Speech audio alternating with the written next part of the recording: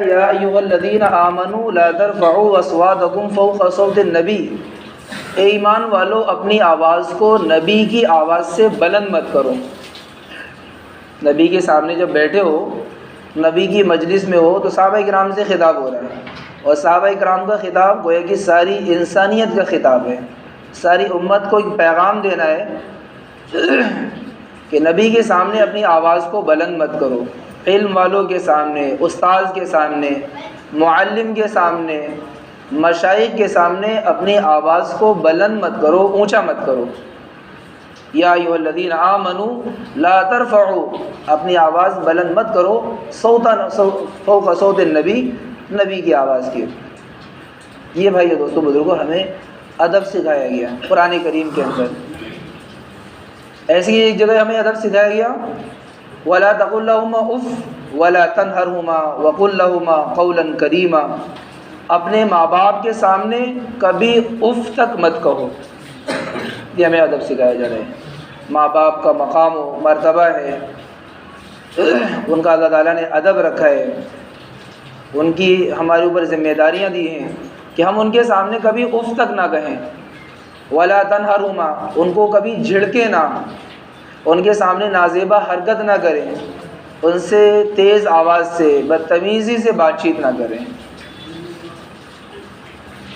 بلکہ کیا کرنا ہے، وَاخْفِضْ لَهُمَا جَنَاحَ الذُّلِّ، اپنے بازوؤں کو اور اپنے پروں کو ان کے سامنے بچھا دو۔ کیا کرو، اپنے آپ کو ان کے سامنے بچھا دو۔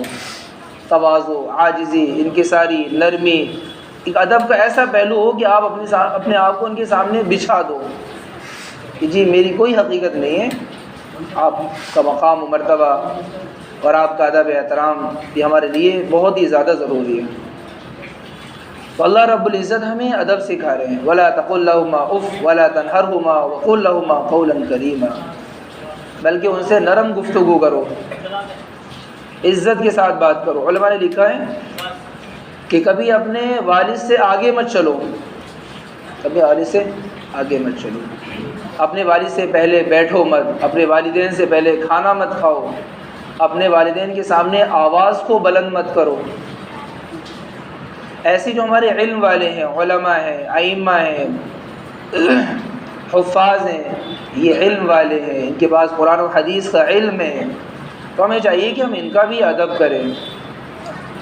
ہمارے استاد ہیں جنہوں نے ہمیں علم سکھایا، حضرت علی رضی اللہ تعالیٰ عنہ فرماتے ہیں جو مجھے ایک مسئلہ سکھا دے، ایک آیت سکھا دے، ایک حدیث سکھا دے، میں اس کا غلام ہوں، چاہے وہ مجھے بیچے یا اپنی غلامی میں رکھے، میں اس کا غلام ہوں۔ مجھے اس نے علم سکھایا، وہ میرا معلم ہے، وہ میرا استاد ہے۔ تو بھائیو دوستو بزرگوں، علم سے انسان بڑا مقام و مرتبہ حاصل کر لیتا ہے۔ انور شاہ کشمیری رحمۃ اللہ علیہ بڑے بڑے فقیہ اور بڑے عالم دین گزرے ہیں، ایسا زبردست حافظہ تھا، اگر سرسری نظر بھی کسی صفحے پر پڑ جائے تو وہ چیز 40 سال تک یاد رہتی تھی، اور کہتے تھے اللہ نہ کرے بائی چانس کوئی ایسا حادثہ ہو جائے، نعوذ باللہ، اگر کتب خانہ جل جائے تو میں ساری کتابیں از سر نو لکھ دوں گا اپنے حافظے کی برکت سے۔ ایسا ذہین، ایسا حافظہ اور ایسی قوت ان کے حافظے کو اللہ تعالیٰ نے عطا فرما رکھی تھی کہ ساری کتابیں از سر نو لکھ، بے شمار کتابیں ان کی مارکیٹ میں، علماء کرام اور علم والے ان کتابوں کو پڑھتے ہیں، تو وہ کتابوں کا ادب کیا کرتے تھے کہ بھی یہ کتاب ہے، اس کا مقام یہاں پر ہے، جیسے بخاری ہے تو اللہ نے اس کا مقام دیا ہے، قرآن ہے اس کا مقام و مرتبہ دیا ہے، تو ہر کتابوں کا اس کا ادب احترام، اس کی عظمت، اس کی عقیدت، بلکہ آلات علم کا بھی ادب ہو، جن چیزوں کے ذریعے سے علم آتا ہے، جیسے قلم ہے، قلم کا ادب ہونا چاہیے، کتابیں ہیں، کاپیاں ہیں، تپائی ہیں، ڈیسک وغیرہ ہیں، مدرسے ہیں، مسجد ہے، ان کا ادب احترام کیا جائے۔ یہ علم کے آنے کے ذریعے ہیں، علم کے آلات ہیں، آلات علم کہا جاتا ہے، ان کے ذریعے سے انسان علم سیکھتا ہے، تو ان کا ادب ہوگا تو اللہ تعالیٰ ہمیں علمی اعتبار سے ہمیں ترقی دیں گے، ہمارے حافظے کو قوی کریں گے، ہمارے حافظے کو مضبوط فرمائیں گے۔ تو آلات علم کا ادب ہو، اساتذہوں کو جن کے ذریعے سے ہمیں علم مل رہا ہے، جو ہمیں علم سکھا رہے ہیں، ہمیں تعلیم دے رہے ہیں، ہمیں شریعت سمجھا رہے ہیں، ان کا ادب احترام ہونا چاہیے۔ قرآن کیا کہہ رہا ہے کہ اپنی آواز کو نبی کی آواز سے بلند مت کرو۔ ایسے بھائیو دوستو بزرگوں، مسجدوں کا ادب احترام ہے۔ علماء نے لکھا ہے کہ مسجدوں میں دنیا کی باتیں نہ کی جائیں، شور نہ مچایا جائے، تیز چلا نہ جائے، بدبودار چیز کھا کے نہ آیا جائے۔ یہ مسجدوں کا ادب ہے۔ آج لوگ اس کا خیال نہیں کرتے، گٹکے کھا کے آ گئے، بیڑی پی کے آ گئے اور منہ میں اسمیل آ رہی ہے، گندی بو آ رہی ہے اور مسجدوں میں آ گئے۔ حالانکہ بدبودار چیز کھا کے مسجد میں آنے کی قطعاً اجازت نہیں ہے۔ یہاں تک ایک بہت واضح حدیث ہے کہ مسجد کے اندر پیاز اور لہسن کھا کے نہیں آنا چاہیے، کیونکہ پیاز اور لہسن میں بدبو ہوتی ہے، فطری چیز ہے۔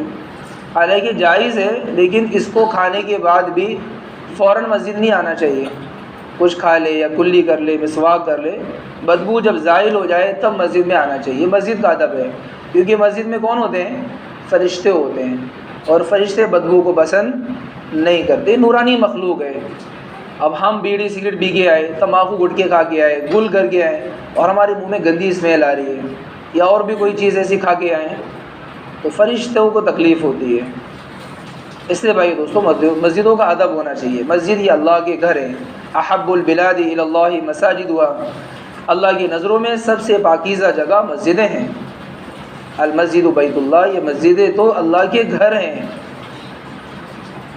تو ہمیں چاہیے کہ مسجدوں کا ادب احترام کریں۔ مسجد میں کوئی گندگی دیکھی، ہم نے صفائی کر دی۔ کوئی چیز بے ترتیب سے رکھی ہوئی ہے، ہم نے ترتیب سے رکھ دیا۔ قرآن شریف دیکھے میں نے، بے ترتیب سے رکھے ہوئے تھے، ہم نے سلیقے کے ساتھ رکھ دی۔ کتابیں بے سلیقے کے ساتھ رکھی تھی، ہم نے سجا کے سنوار کے رکھ دیا۔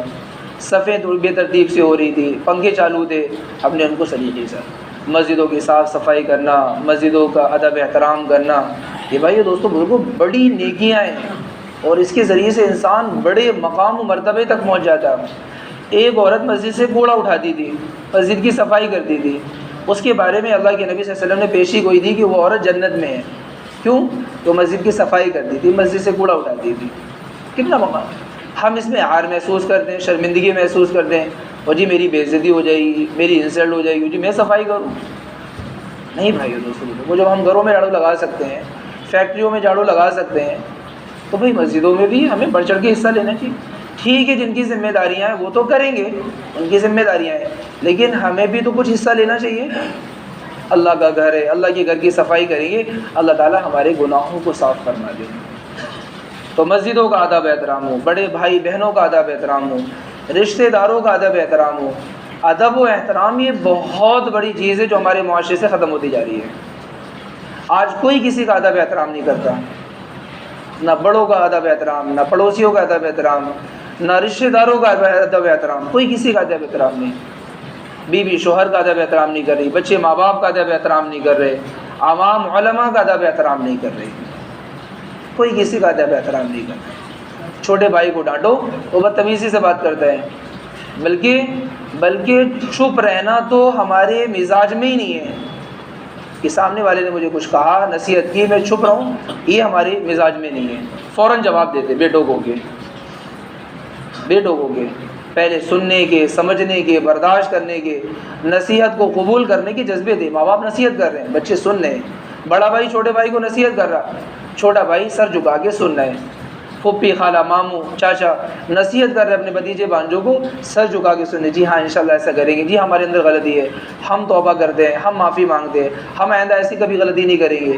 یہ جذبے تھے، لیکن بس اللہ تعالیٰ معاف فرمائے ہمیں اور ہمارے معاشرے کو اور ہمارے گھرانے کو، اب وہ جذبے نہیں ہیں۔ شوہر بیوی کو سمجھانا چاہے تو بیوی بدتمیزی کے ساتھ بات کرتی ہے، ماں باپ بچوں کو سمجھانا چاہے بچے بدتمیزی کے ساتھ۔ ایک ماں جس کے اندر اتنی ممتا، اتنی محبت اور اتنی قربانیوں کے ساتھ بچوں کو وجود میں لاتی ہے، 9 مہینے پیٹ میں رکھا، جنا، اس کے ساتھ 2 سال تک دودھ کی جو قربانیاں، استنجے، باتھ روم، گرمی سردی، ہر پہلو ہر گھڑی توجہ دیتی ہے، پرورش کرتی ہے، بڑا کرتی ہے، اور وہی ماں ممتا کے ساتھ بچوں کو نصیحت کرنا چاہتی ہے، سمجھاتی، ڈانٹ ڈپٹ کرتی ہے، تو وہ بچیاں بدتمیزی کرتی ہیں، وہ بچے اپنے ماں باپ کے ساتھ، ماں کے ساتھ بدتمیزی۔ ماں کو تو کچھ سمجھتے ہی نہیں ہے، ماں کو کچھ سمجھتے ہیں، حالانکہ ماں باپ کی رضا میں اللہ کی رضا مندی ہے، اور ماں باپ ناراض تو پھر اللہ، رضا ربی رضا الوالدی، سخط الربی سخط الوالدی، ماں باپ ناراض اللہ ناراض، ماں باپ راضی تو اللہ راضی۔ بڑے بڑے اعمال بیکار ہو جائیں گے، مردود قرار دے دیے جائیں گے۔ ہم نمازی ہیں، ہم قرآن پڑھنے والے ہیں، ہم روزے رکھنے والے ہیں، ہم تہجد پڑھنے والے ہیں، ہم تبلیغ سے منسلک ہیں، ہم علم والے ہیں، لیکن ہمارے ماں باپ ہم سے ناراض، ہمارے ماں باپ کا دل دکھا ہوا ہے، ان کو ہم نے ستا رکھا ہے، ان کی دل آزاری کر رکھی ہے، تو بھائیو ہماری کوئی بھی عبادت قابل قبول نہیں ہے، کوئی بھی عبادت۔ اس لیے اپنے ماں باپ کو نہ ستائیں۔ اکثر و بیشتر ناکامیابی میں جو سب سے بڑی وجہ بنتی ہے وہ ماں باپ کی بد دعائیں ہوتی ہیں۔ کیا ہوتی ہیں؟ ماں باپ کی بد دعائیں۔ لازم ہے جب ہم نے ماں باپ کو ستایا تو دعائیں تو نہیں نکلیں گی، تو غیر اختیاری طور پر دل سے ایک آہ نکلتی ہے جو عرش تک جاتی ہے، پھر عرش والا فیصلے فرما دیتا ہے۔ ہم نے ماں باپ کو ستایا، ان کے ساتھ بدتمیزی کری، ہم نے ان کی بیماری حالی کا خیال نہیں رکھا، ان کے خرچے کا بندوبست نہیں کرا، انہوں نے مجھے ہمیں کچھ کہا تھا اس کی ہم نے پرواہ نہیں کری، کچھ ذمہ داریاں ہم پر دی تھی ہم نے وہ پوری نہیں کری، وہ ماں باپ خوش نہیں ہوں گے۔ بھئی ہمارے بچے ہمارا کہنا نہ مانیں، ہم ناراض ہوتے ہیں، تو ہم بھی تو کسی کے بچے ہیں، بھئی ہم ان کا کہنا نہیں مانیں گے کہ ان کا دل دکھے گا، اور جب ان کا دل دکھے گا تو ان کی دل کی آواز عرش تک جائے گی، پھر عرش والے کی طرف سے پھر فیصلے آئیں گے، ناکامیابی کے، پریشانی کے، الجھنوں کے، دقتوں کے، مصیبتوں کے، یہ پھر فیصلے آتے ہیں۔ ماں باپ کی بد دعائیں، ماں باپ کی دل آزاری، ماں باپ کا دل دکھانا، اس کے فیصلے دنیا میں بھی ہوتے ہیں اور آخرت میں بھی ہوتے ہیں، اس کے نتائج دنیا میں بھی نظر آتے ہیں اور اس کا مشاہدہ ہم خود اپنی آنکھوں سے کرتے ہیں، اور آخرت میں جو اس کی سزا اور اس کا بھگتان، اس کی گرفت ہوگی، اس کا تو پھر ہم خود اپنی آنکھوں سے دیکھیں گے۔ اس لیے بھائیو دوستو بزرگوں، شریعت میں ہمیں ادب احترام سکھایا گیا کہ ہم ادب احترام کریں، بڑوں کا ادب احترام ہو، چھوٹوں پر شفقت کا معاملہ ہو، ماں باپ، رشتہ دار، پھوپھی، خالہ، چاچی، ممانی، یہ جو رشتے ہیں ان کو نبھانا، ان کا خیال رکھنا، پڑوسی ان کا ادب احترام کرنا۔ علامہ رومی رحمۃ اللہ علیہ راستے سے جا رہے مردگین حضرات ساتھ میں، شاگرد وغیرہ، تلامذہ وغیرہ، راستے میں دیکھا پتلی سی گلی، ایک کتا بیٹھا ہوا اور اس طریقے سے وہ لیٹا ہوا کہ اس راستے کو ہم پار نہیں کر سکتے ہیں۔ تو شاگرد نے کہا حضرت اس کو ہٹا دیتے ابھی اس کو، کہ نہیں یہ سو رہا ہے، اللہ کی مخلوق ہے، ہمارے اوپر ذمہ داری بنتی ہے کہ ہم اس کا ادب کریں۔ ادب یہ ہے کہ ہم اس کو نیند میں ڈسٹرب نہ کریں، اس کو ہم تکلیف نہ دیں۔ ہم نے اس کو راستے سے ہٹا دیا، ایک مخلوق ہے، ایک جاندار مخلوق ہے، ہم اس کو تکلیف دیں گے کل قیامت میں پکڑ کر سبب بن سکتا ہے، نہیں ہم دوسرے راستے سے جائیں گے۔ بتائیے، جانور کا ادب احترام ہو رہا ہے۔ تو بھائی یہ دوستوں بزرگوں، ہمیں تو چاہیے ہم انسانوں کا ادب احترام کریں، اور خاص طور سے مسجدوں کا خاص اہتمام کریں۔ قرب قیامت کی علامات میں سے، نشانیوں میں سے، پیشی گوئی میں سے یہ بات آئی ہے کہ قیامت کے آخری زمانے میں لوگ دنیا کی باتیں مسجدوں میں کریں گے، کھلم کھلا شور مچایا جائے گا، دنیا کے تذکرے، دنیا کے تبصرے مسجدوں کے اندر ہوں گے، اور یہ چیزیں بالکل عام ہوتی جا رہی ہیں۔ اس لیے ہم مسجدوں کے اندر جب آئیں تو آواز کو بلند نہ کریں۔ یہاں تک فقہا نے لکھا ہے کہ اگر ہماری رکعت بھی نکل رہی ہے، امام صاحب رکوع میں ہیں اور ہمیں ایسا لگ رہا ہے کہ ہم بھاگ کے رکوع میں امام صاحب کو پا سکتے ہو، رکعت مل جائے گی، تو علماء نے کہا کہ مسجد میں آپ بھاگنے کی آپ کو اجازت نہیں، رکعت نکل جائے لیکن بھاگنے کی اجازت۔ کتنا ادب احترام بتائیے، نماز کا کتنا ادب احترام۔ اس لیے مسجدوں کا ہمیں چاہیے کہ ہم مسجدوں کا ادب احترام کریں، گندی چیز کھا کے نہ آئیں، تیز آواز سے بات نہ کریں، دنیا کی باتیں نہ کریں، دوڑے بھاگے نہ مسجدوں کے اندر۔ اور اپنے بچوں کو بھی نصیحت کرو، بیٹا یہ مسجد اللہ کے گھر ہیں، دنیا کی سب سے پاکیزہ جگہ ہیں، یہاں عبادت کی جاتی ہے، اللہ کا نام لیا جاتا ہے، رکوع سجدے کیے جاتے ہیں، قرآن کی تلاوتیں ہوتی ہیں، اعتکاف کیا جاتا ہے، اجتماعی طور پر دعائیں ہوتی ہیں، بہت ساری عبادتیں جمع ہوتی ہیں۔ یہ دنیا کی سب سے پاکیزہ جگہیں، یہاں کا ادب احترام۔ بچوں کو نصیحتیں کیا کریں بھائی، بچوں کو ہم یہ تعلیم دیا کریں۔ ایسے بھائی دوستوں بزرگوں، ایک ادب اور مجھے یہ بتانا تھا، ایک ساتھی مجھے پچھلی مرتبہ عرض کر رہے تھے کہ مولانا آپ اس پہلو پہ لوگوں کو سمجھایا کریں۔ ہم نے دیکھا کہ لوگ گردنیں بہت پھلانگتے ہیں۔ پہلی چیز تو یہ کہ جو ہم آگے بیٹھتے ہیں نا، ہمیں چاہیے کہ ہم جگہ کو خالی نہ رکھا کریں۔ بھئی ہمیں پتہ ہے آگے جگہ خالی ہے، ہم اس کو پہلے پر کریں، پھر دوسری سب پوری کریں، پھر تیسری سب پوری کریں، پھر ترتیب کے ساتھ بیٹھیں۔ بادشاہ کے دربار میں بادشاہ کے سامنے بیٹھے ہوئے ہیں. بتاؤ اگر ہمیں کوئی علاقے کا ودھایک یا کوئی بڑا منتری ہمیں بلائے تو بتاؤ اس کے دربار میں کیسے جائیں گے؟ اس کے رول ہیں، اس کے جو قوانین ہیں، اس کے ضابطے ہیں، اس کے شرائط کی پابندی کریں گے نہیں؟ اسکول والا کہتا ہے بھائی چھوٹے چھوٹے اسکول ہیں ہمارے چاروں طرف، جو اسکول والے کہتے ہیں بھائی ٹائی لگا کے آنا ہے اور آئی کارڈ بھی لے کے آنا ہے اور یہ یونیفارم پہننا ہے اور ایسے جوتے پہننا اور یہ کاپی بستہ اور سارے نصاب. چھوٹا سا بچہ جس کو بولنے کا سلیقہ نہیں پتہ، وہ سارے رول اور قوانین کی پابندی کے ساتھ اسکول جا رہے ہیں اور ماں باپ بھیج رہے ہیں. تو بھائیو بادشاہوں کا بادشاہ ہے اور یہ اللہ کا گھر ہے، دنیا کی سب سے پاکیزہ جگہ ہے. یہاں کے بھی کچھ رول ہوں گے، کچھ قوانین ہوں گے، کچھ ادب احترام ہوں گے، کچھ گائیڈ لائنس تو ہوں گی نا. لوگوں کو میں نے دیکھا ہے انتہائی گندے بدبودار کپڑے پہن کے آ جاتے ہیں مسجدوں میں. کام کر رہے تھے، پسینے میں تر بدر تھے، وہی کپڑے گندے سندے سے کپڑے پہن کے مسجدوں میں آ گئے. بھائی آپ نماز پڑھنے جا رہے ہیں، دنیا کی سب سے پاکیزہ جگہ اور سب سے بڑی اہم عبادت، اور اپنے رب کے سامنے کھڑے ہونے کے لیے جا رہے ہیں، آپ گندے سندے ہو کے جائیں گے؟ اللہ کے نبی صلی اللہ علیہ وسلم کے جسم اطہر سے اتنی زبردست خوشبو آتی تھی کہ دنیا میں وہ خوشبو موجود، دنیا والے ساری خوشبو کو جمع کریں ہمارے نبی کے پسینے کے برابر بھی نہیں ہو سکتے. بتائیے ایسی خوشبو جسم اطہر سے آتی تھی. لیکن پھر بھی اللہ کے نبی صلی اللہ علیہ وسلم ارشاد فرماتے میری پسندیدہ چیزوں میں سے خوشبو ہے، میں خوشبو کو بہت پسند کرتا ہوں. اور بہت زیادہ کثرت سے اہتمام کیا کرتے تھے. اتنی کثرت سے اہتمام کرتے تھے، اتنی کثرت سے کہ ایک موقع پہ اللہ کے نبی صلی اللہ علیہ وسلم ارشاد فرمایا 3 چیزوں کے منع کرنے سے اللہ کے نبی نے منع فرمایا ہے، جس میں سے ہے کہ اگر آپ کو کوئی خوشبو پیش کرے تو اسے منع نہ کرو. خوشبو کی پیش کرے اسے منع. اور بڑے اہتمام کے ساتھ اللہ کے نبی صلی اللہ علیہ وسلم خوشبو کا اہتمام کرتے تھے. حالانکہ ہمارے نبی کے جسم سے خوشبو آتی تھی، بول و براز سے بھی خوشبو آتی تھی. استنجا کرتے ہیں نا، استنجے سے بھی خوشبو آتی تھی، پسینے سے بھی خوشبو آتی تھی ہمارے نبی کے. تو بھائیو دوستو بزرگوں، جسم اطہر سے خوشبو آ رہی، پسینے سے خوشبو آ رہی، لیکن پھر بھی خوشبو کا اہتمام کر رہے ہیں اور امت کو اور اپنے صحابہ اکرام کو ترغیب دے رہے کہ خوشبو کا اہتمام کرو. تو ہمیں بھی چاہیے کہ ہمارے جسموں سے بدبو نہیں آنا چاہیے، بلکہ ہمیں بھی خوشبو سے معطر ہونا چاہیے. گندے کپڑے نہ ہوں، بدبودار کپڑے نہ ہوں، موزوں میں بدبو نہ آئے. بعضوں کو موزوں میں تو بدبو آ رہی ہے. بھائیو اللہ کے گھر میں آئے ہیں، نمازیوں کو دقت ہوگی، نمازیوں کو پریشانی ہوگی. اگر موزوں میں بدبو آ رہی، موزے چینج کریں، ان کو دھو لیں، تبدیل کر لیں. کپڑے گندے انہیں تبدیل کریں. بعضوں کو ہم نے دیکھا نائٹ پاجامہ پہن کے آ جاتے ہیں مسجدوں میں، اللہ معاف کرے. اور ایسے نائٹ پاجامے ہوتے ہیں، لوور ہوتے ہیں کہ ان کے جسم کی نشو نما ظاہر ہو رہی ہوتی ہے. وہ جو ہوتا ہے نا پیچھے کا، وہ چل رہے ہیں، ان کی ساری حرکتیں ظاہر ہوتی ہیں. خود کی بھی نمازیں خراب کر رہے ہیں اور جو ان کو دیکھے گا ان کی نمازیں خراب ہوگی. اتنے چست، اتنے باریک اور اتنے ٹائٹ پینٹ پہن کے آ جاتے ہیں کہ وہ چلتے ہیں ان کی ساری حرکتیں ظاہر ہوتی ہیں. حالانکہ وہ سطر کا حصہ ہے. ناف سے لے کے اور گھٹنے نصف پنڈلی تک یہ ناف ہے، اور اس میں یہ آپ پہن رکھے، اوپر سے شرٹ پہن رکھی ہے، ٹی شرٹ پہن رکھی ہے، اور آپ کی لوبر اتنی چست ہے، اتنی ٹائٹ ہے کہ حیا دار جو انسان ہوگا اس کو شرم آئے گی. مجھے تو بڑی شرم آتی ہے جب ایسے نوجوانوں کو میں دیکھتا ہوں اتنے چست کپڑے پہن کے آ جاتے ہیں، تو مجھے شرم آتی ہے. اور نمازیں دیکھو قطع نہیں ہونے والی ہے.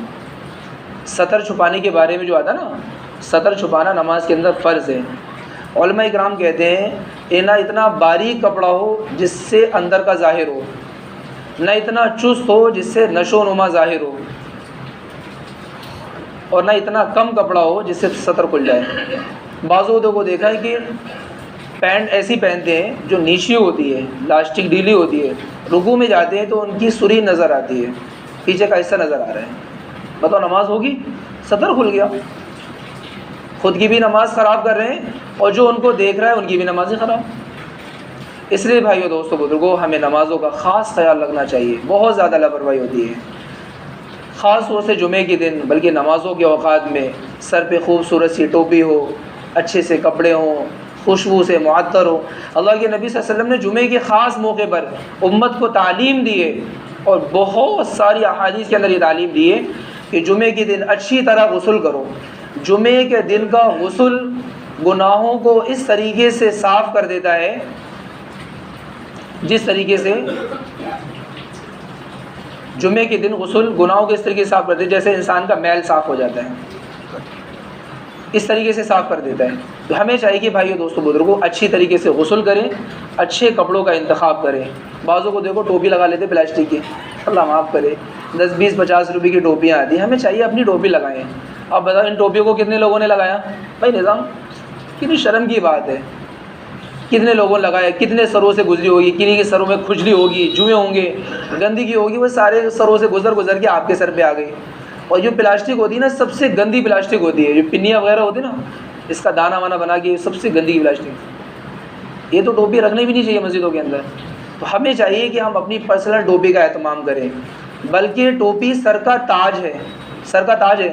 جوتے ہمارے 1000 روپے کے، ٹوپی ہماری 5 روپے کی نہیں بھائیو، ٹوپی تو ہماری مہنگی ہونا چاہیے۔ جسم میں سب سے ممتاز حصہ جو ہے نا وہ سر ہے، تو سر میں جو ہم ٹوپی لگائیں گے وہ مہنگی ہو، اچھی ہو، خوبصورت ہو، ایسی ٹوپی کا انتخاب کریں گے۔ بھائی جوتے جب ہمارے 1000 روپے کے ہو سکتے ہیں تو ٹوپی بھی کم سے کم 500 روپے کی تو ہونا چاہیے، برابر کا درجہ تو دے دو۔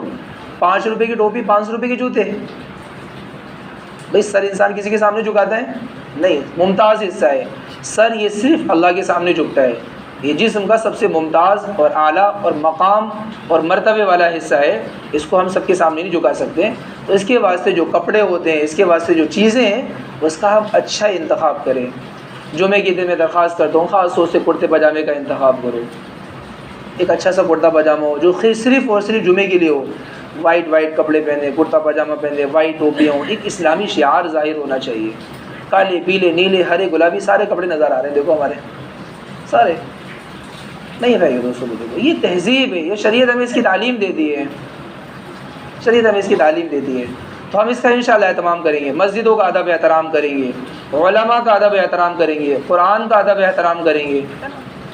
قرآن کا ادب احترام کیا ہے کہ ہم اس کو اونچی جگہ پہ رکھیں، جب اس کو ہاتھ لگائیں تو وضو کے ساتھ ہاتھ لگائیں، جب ہم اس کو پڑھنے کے لیے بیٹھیں تو 2 زانوں بیٹھیں، قبلہ رخ ہو کے بیٹھیں، باوضو بیٹھیں، اور بہت دھیان، ادب، احترام کے ساتھ، ٹھہر کے ساتھ اور قواعد کا پورا خیال کرتے ہوئے اس کی تلاوت کریں۔ روزانہ قرآن کریم کی تلاوت کریں اور قرآنی احکامات پر عمل کرنے کی کوشش کریں۔ سب سے بہتر اس انسان کو بتایا گیا جو قرآن کریم کو سیکھے اور سکھائے۔ خیرکم من تعلم القرآن وعلمہ، تم میں سب سے بہتر وہ لوگ ہیں جو قرآن کریم کو سیکھتے ہیں اور سکھاتے ہیں۔ خود بھی سیکھیں اگر ہم نے سیکھا نہیں ہے، اور اپنے بچوں کو بھی سکھائیں، جو نہیں جانتے ان کو سکھائیں۔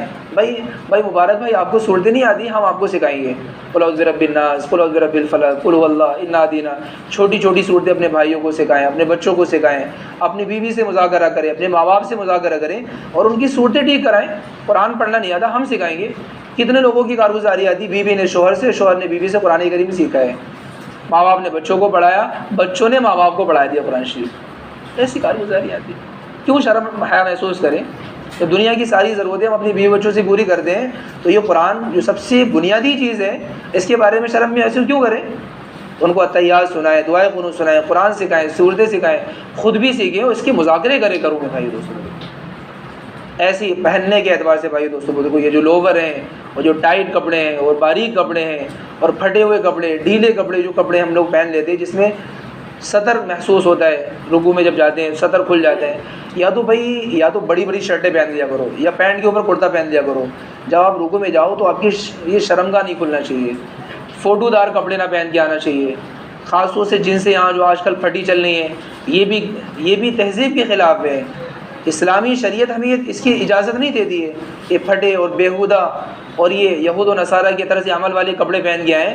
اس کے کم سے کم عبادت کے لیے جا رہے ہیں، مسجد میں جا رہے ہیں، اللہ کے گھر میں جا رہے ہیں، اللہ کے سامنے کھڑے ہوں گے، یہاں تو کم سے کم ادب احترام کا پہلو تو ہونا چاہیے۔ اسکول ایک بچہ عید کے موقع پر مہنگے کپڑے لے کے آیا، وہ کہہ رہا ابو جی میں تو یہ مہنگے سے کپڑے پہن کے اسکول میں جاؤں گا۔ ماں باپ کہیں گے نہیں آپ کو تو یہ یونیفارم پہن کے جانا پڑے گا، اسکول والوں نے جو تجویز کی ہے نا، یہی پہن کے جانا پڑے گا، چارچہ آپ کے چاہے عید کے کپڑے کتنے بھی مہنگے ہوں۔ اس لیے بھائیو دوستوں بزرگوں، ہم مسجدوں کا خاص ادب احترام کریں گے، اپنے آپ کو خوشبو سے معطر کیا کرو، خوشبو لگایا کرو بھائی دوستوں، اچھی خوشبو کا اہتمام کیا کرو، جیسے سندلیہ ہے، مشک ہے، زعفران ہے، عود ہے، خس ہے، یہ اچھی خوشبو ہوتی ہیں۔ مہنگی خوشبو اچھی خوشبو کا استعمال کیا کرو تاکہ آپ کے جسم سے خوشبو آتی رہے. کولگیٹ بھی کرتے رہا کرو، بلکہ مسواک کا خاص اہتمام کیا ہو. بعضوں کے دانتوں میں اچھی خاصی بدبو آتی ہے، لوگ بات کرنا پسند نہیں کرتے، قریب بیٹھنا پسند نہیں کرتے. بعضوں کے ناخن اتنے گندے ہوتے ہیں کہ اس کے گندگی بھری ہوئی ہے. بال بے ترتیب سے، داڑھی کو بے سلیقے کے ساتھ رکھ رکھا ہے. بال بڑے رکھنا ہے، سنوار کے رکھو، تیل لگاؤ. داڑھی آپ رکھیے، سنت کو زندہ کر رہے ہیں لیکن سنوار کے رکھو. کرتا پاجامہ وائٹ پہن رہے لیکن خوبصورت انداز میں. شریعت کی ساری چیزوں کو خوبصورت انداز میں پیش کرنا چاہیے. ہمارے اندر تہذیب ہو، سلیقہ ہو، ادب احترام ہو، تاکہ لگے کہ ہاں یہ تہذیب والے لوگ ہیں، ان کو ادب احترام سکھایا گیا، ان کی اچھی تربیت ہوئی، اچھے معاشرے سے تعلق رکھتے ہیں، یہ اچھے گھرانے سے تعلق رکھتے ہیں. ان کا چال و چلن، ان کا پہناوا، ان کے طور طریقے، ان کے نظریات بتا رہے ہیں کہ یہ اچھے لوگ ہیں. کریں گے نا انشاءاللہ. اللہ ہمیں عمل کی توفیق نصیب فرمائے.